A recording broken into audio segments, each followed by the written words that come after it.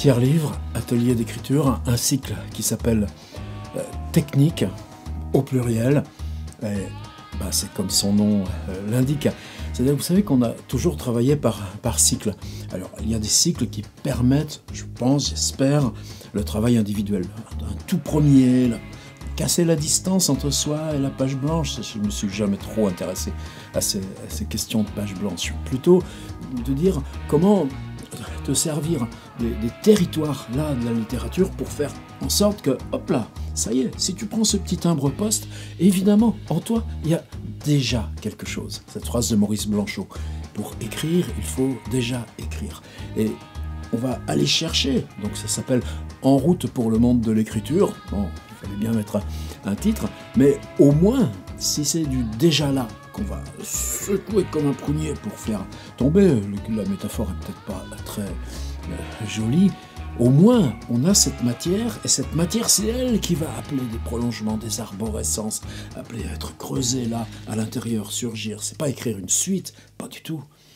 Un autre cycle que j'ai appelé progression, où là on monte une côte mais plus raide.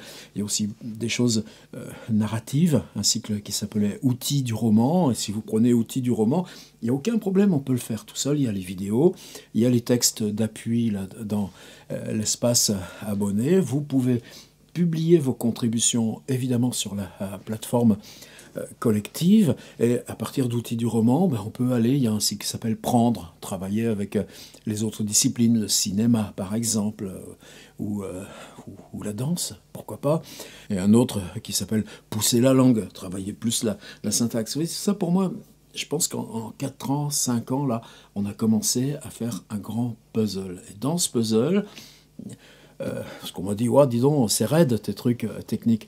Ouais, mais c'est faire surgir là des choses auxquelles d'autres ont pensé, que d'autres ont utilisé. Palomar de Calvino la semaine dernière. Et sur ces points précis, se mettre soi en condition de faire venir du texte qu'on n'avait pas prévu d'écrire, ou en tout cas pas prévu d'écrire ainsi. Donc il s'agit d'exploration locale, juste pour augmenter son territoire. Et là, donc, il s'agit de la 7.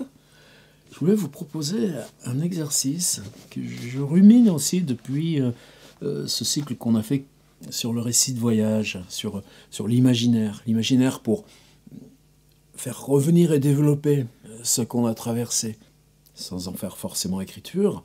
Et de l'autre côté, ce qu'on peut imaginer comme voyage en lui donnant une base d'illusion concrète, appelons ça comme ça. Et je sais que pas mal d'entre vous continuent d'explorer ce double voyage. C'est un livre de Bernard Noël qui comporte justement le mot voyage dans le titre. C'est pas le seul. Par exemple, ça, c'est donc Bernard Noël, Le reste du voyage en 1997. Des poèmes, c'est pas fréquent ici. Et en 2004, il revient avec Un trajet en hiver, où là, il s'agit de prose, mais donc avec lui, ce qu'il cherche, là, façon bataille, là, de choses très, très sexuelles, allons-y, disons ça comme ça. Ni le silence, ni ton suicide en la plus noire source, ô jeune homme absolu. Waouh.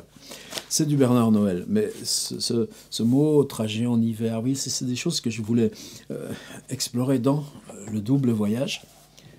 Mais justement, il s'agit de technique. Alors de quoi il s'agit dans ce texte de 1997? C'est un livre donc, dans la collection Poésie de POL.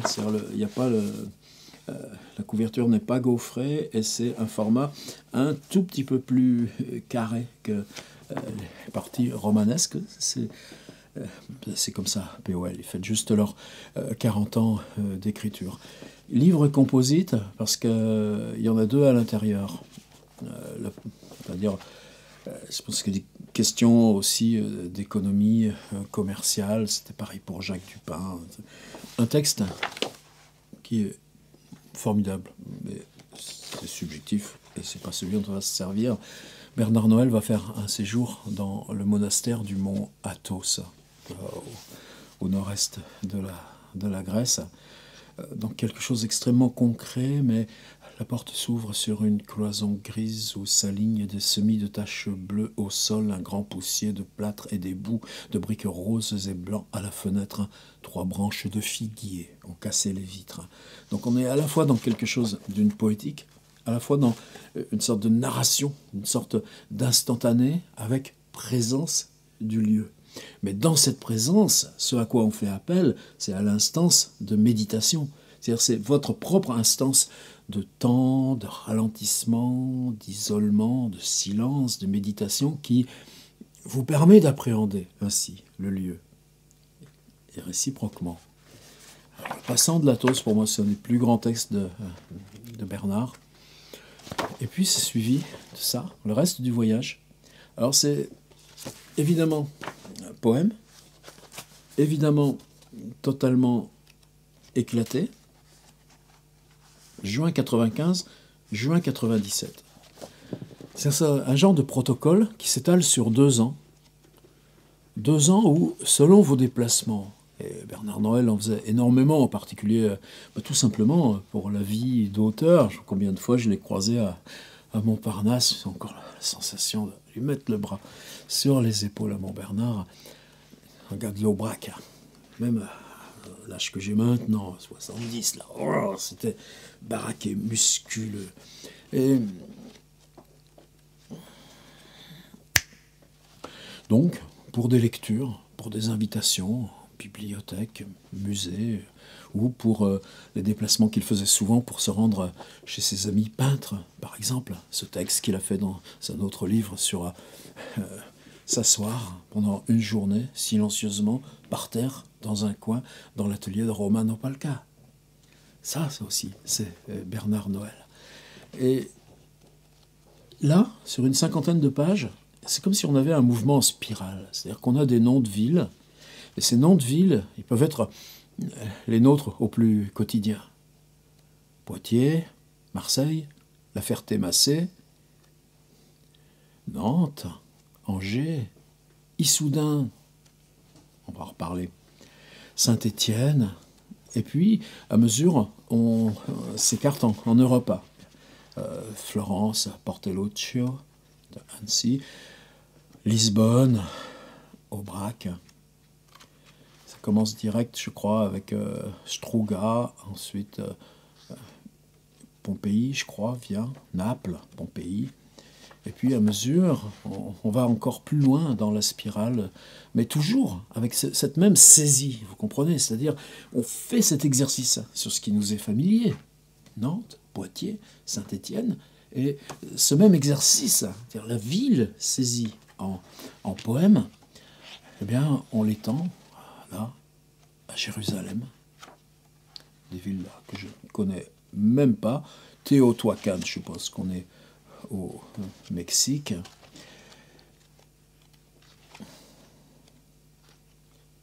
Et puis, Nevers vient quasiment sur la même page que Florence. Ça, est-ce que c'est une proposition d'écriture? Non, pas encore.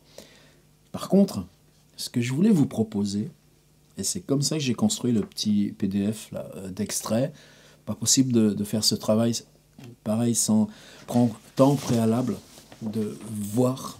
Je voudrais vous désigner une frontière, une fissure. Et le fait que Bernard Noël s'installe des 2 côtés de cette frontière. Aucun des 2 côtés n'existerait sans l'autre. Et cette toute petite frontière, ce qu'elle va nous désigner, ce sera ça, l'exercice d'écriture. Je me suis même permis, je crois que c'est la première fois que je le fais, de vous mettre dans le scan la dédicace que me fait Bernard, affectueusement Bernard, ça c'était lui. Cher François, voici le reste du voyage, quelques images cassées et la narration qui s'arrête dans les brisures comme si elle pouvait en faire des nerfs. Et la ville comme tissu de nerfs et le poème comme un arrêt. Vous vous souvenez qu'il y a un texte de Maurice Blanchot qui s'appelle L'arrêt de mort, et il y a un texte de Bernard Noël qui s'appelle L'arrêt de mort aussi, où c'est quelqu'un dans un train qui lit le texte de Blanchot et se fait prendre à son propre vertige. Ça aussi, c'est Bernard Noël. Mais c'est surtout, j'ai totalement évidemment oublié cette formule, image cassée. Qu'est-ce que ça veut dire? Alors là maintenant, on y va franco dans l'atelier d'écriture. Il y a deux catégories de textes dans cet ensemble, une troisième parce qu'il y a une petite suite qui s'appelle Nulle part 1, Nulle part 2, Nulle part 3. Des textes qui s'intitulent tout simplement TGV. Et vous avez des vis-à-vis. Forbach, une ville en Moselle, la frontière allemande, 5 vers, et en face, TGV. Le TGV qui vous permet d'aller à Forbach. Et ça, on l'a aussi pour Poitiers. Poitiers, donc là, quelque chose d'un peu plus long. Bernard Noël n'a rien à voir avec Poitiers. Moi, j'y ai un rapport autobiographique par lui. Et de l'autre côté, le TGV qui vous emmène à Poitiers. Par exemple, page 64-65, on a Nantes, un petit arrachement de Nantes. De l'autre côté, on a Angers, petit arrachement. Et dans la page précédente, on a, là ça ne s'appelle pas TGV, mais c'est un TGV quand même, on le sait, Paris, Nantes. Et donc c'est le voyage de Paris à Nantes en train. Je continue, il y en a encore un autre. Un tout dernier exemple que je mets par clin d'œil. Bon, plus que ça quand même. Alors, il s'agit d'Issoudun. Issoudun, petite ville, ne m'appartient pas d'en juger. C'est aussi la ville de la Rabouilleuse de Balzac. Et Issoudun, vous voyez que le texte là, de 4, 6, 8, 10, 14, 15, ben, il est aussi long que le texte qu'on consacre, soit à Naples, ou en tout cas à Nantes, qui sont des villes beaucoup plus grandes. Tiens, je vois Niagara, par exemple, qui est aussi là. Et en face d'Issoudun, c'est que c'est pas très simple d'aller à Issoudun. Je ne sais pas par où on change, à Vierzon, il faut peut-être même prendre un bus. Non, il y a un train, un corail. Mais justement, tout d'un coup, on n'est plus dans le TGV, on est dans ces vieux trains corail à sièges resserrés, voire même compartiments. Combien on porte de ces vibrations, de ces bruits, de ces odeurs, chacun d'entre nous, là, dans la mémoire? Eh bien, Issoudun et train corail. Alors, qu'est-ce qui m'intéresse dans ce face-à-face? Je vous l'ai dit, il s'agit pour moi d'un face-à-face. D'un côté, des portraits de ville, c'est-à-dire que la clôture, elle est là sur ce qui entoure Issoudun comme bloc, et de l'autre côté, des trajets, c'est-à-dire que chaque vers est une image détachée. Peut-être, si vous avez curiosité, allez chercher sur le web aussi, vous en trouverez facilement des peintures qu'il fait avec de la cire colorée. Il applique sa cire et avec un fer à repasser, elle va fondre, de Philippe Cogniet. Et Philippe, il y a toujours beaucoup d'expos, mais c'est un des leitmotifs de son travail, même s'il y a plusieurs strates et dimensions. Quand lui est en TGV, il a un petit appareil compact de ce genre-là. C'est pas au téléphone. Le téléphone, c'est pas vrai, ça fait pas des photographies.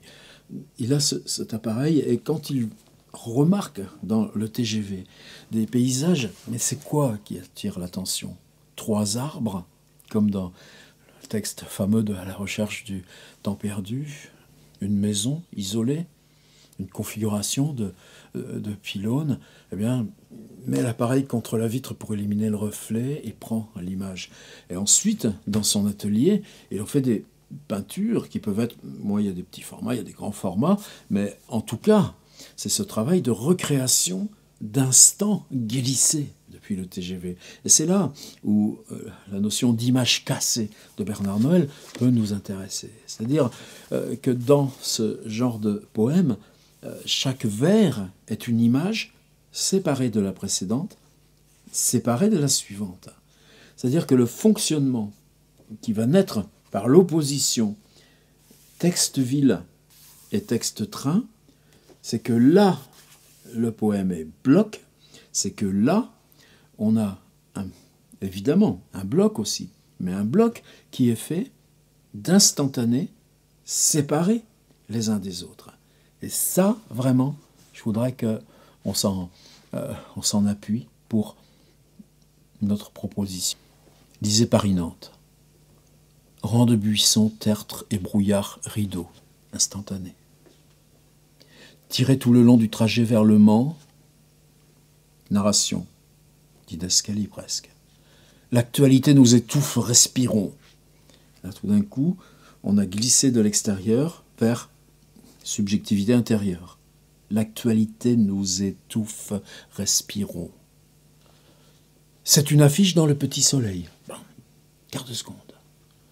Soudain tombé de haut sur un quai de gare, puis terre basse et fantômes de pommiers. Évidemment, tu traverses le Perche, il y en a, ça commence, les pommiers, mais fantômes de pommiers, c'est simplement parce que tu as peu de temps pour les reconnaître, les voir. À peine tu regardes, c'est déjà enfui dans le retour du brouillard, champ d'herbes mortes. Glisser, glisser, glisser. Un tas de sacs blancs au milieu d'un pré vert. Un troupeau de limousines, un lac terreux. La tête mange les images et se tait. Retour sur cette même subjectivité qui disait « L'actualité nous étouffe, respirons ». Une foule d'arbres se lave les pieds dans un champ d'eau grise couvert de buées. Image glissée, image arrêtée. Si je prends Nantes, à côté, ou Angers, encore mieux, un château noir et blanc fait la différence, la nuit du temps devenue pierre et tour ronde, passant image moins vive qu'un visage. Qu'est-ce que l'unique, quelle est sa nature, toute tissée de formes et de points de vue. Tu regardes le tu sous la chevelure. Le mortel désir replié dans son nid, un lourd minuit d'hiver couvre l'élan, la rencontre se casse au bord de la rue. Et Nantes, bouillie d'air où fume une vague lumière, de longs fantômes voilent les monuments, la tour avec tout là-haut ses feux rouges, pauvre petit ballon qui joue aux étoiles, la ville couchée dans une vapeur blanche tout à coup enroule autour de ton visage un surcroît de souffle ou l'haleine du temps. Et on va reprendre à côté un TGV, Forbach, TGV. La nuit vient lente et grise, un virus en air. Le regard cherche à sentir son invasion. Une fumée, 3 maisons, un trait de neige. Comment voir la pénétration de l'image, son reflux, quand les mots la jettent dehors, mais rien et rien et rien, un rond de lumière. Quelques formes à peine vues dans la vitesse, langue balayée par la ventée du temps, c'est-à-dire, oui, ce qui est vu, et qu'on n'arrive pas à voir. Quelques formes à peine vues dans la vitesse. Oui, puisqu'il y a la nuit qui vient et nous l'a dit. Ce que ça induit pour la langue balayée par la ventée du temps, le noir a déjà imbibé tout l'espace. Quelque chose ainsi réduit à sa fumée, la solitude s'étend sur la fenêtre. Un endroit où les images pourraient être plus prégnantes. Eh bien, le premier TGV, celui qui fait vis-à-vis de Poitiers. TGV, l'air fume au bord des branches nues, un ciel bas. Fait croire aux yeux qu'ils voient enfin la matière. Qu'est-ce que l'espace entre les doigts ouverts? Un clocher cloue dans la vue, un point d'histoire. Forêt, puis blé vert, un reste de soleil. Forêt, puis blé vert, un reste de soleil. Glissé. Quelques vaches posées comme pierres blanches. Glissé. Un pont, un verger, une lampe précoce. Glissé. Le jour hésite à lâcher le bord du monde. Je m'en tiens là. Vous avez le PDF, téléchargez-le.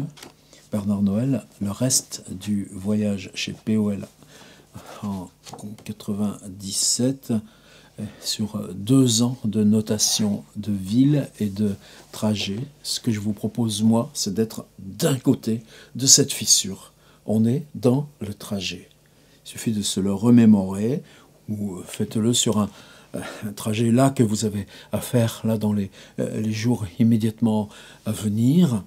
Et simplement, c'est travailler sur comment un texte peut s'établir à partir d'images discontinues. Une image vient, c'est instantané, le temps de voir, le temps d'écrire, et une autre à remplacer. une autre notation glissée. Et notation encore, instantanée, tenue, qui peut être là de réflexion subjective ou d'impact sur la langue de ce qu'on vient de voir, et glissée. Et qu'est-ce qu'un texte? Un texte voyage. Pour ça peut-être que j'ai pris ces titres. Un trajet en hiver, le reste du voyage. Et si nous on avait un texte voyage, un texte qui ne serait fait que de ces images glissées qui passent, qui n'ont pas de lien de l'une à l'autre, et qui, parce qu'elles n'ont pas de lien de l'une à l'autre, image qui succède à une autre image, image que remplace une autre image, par ce mouvement-là. Et c'est pas pareil selon la vitesse entre le train corail et le TGV. Ou bien, le portrait de ville, là, une rencontre, le soir, au revoir, moi je repars demain matin. Et ça, bizarrement, on l'a jamais fait. Texte fait d'images glissées parce qu'écrites sur un trajet et qui redonne l'idée, justement, du trajet. Travaille sur ce qu'on voit ou travaille sur... Prenez des coches de Montaigne. Tiens, finissons là. Pauvre Montaigne, de son voyage en Italie ou n'importe quel voyage, même rien qu'aller à Bordeaux, dont il a quitté la fonction de maire à l'âge de 35 ans, quand il est secoué comme ça, est-ce que tu peux écrire? Oh bah non. Qu'est-ce que tu fais? Il y a ce ralenti du temps, il y a la tête contre la vitre et le paysage. Oui, il y avait des vitres à leur diligence, je l'assume. Et des coches de Montaigne. C'est là que se fait le retour sur soi. Et il se fait par cette méditation qui vient du paysage, qui surgit et qui s'enfuit. Bernard Noël, le reste du voyage, les textes qui s'intitulent TGV, utilisez quelque chose d'aussi simple que ça. Vous, allez-y, TGV, Franco. Vous avez bien pris une fois dans votre vie. Ou alors sinon, le corail, ou l'omnibus, ou le bus qui vous emmène au boulot le matin. Et c'est la proposition d'aujourd'hui.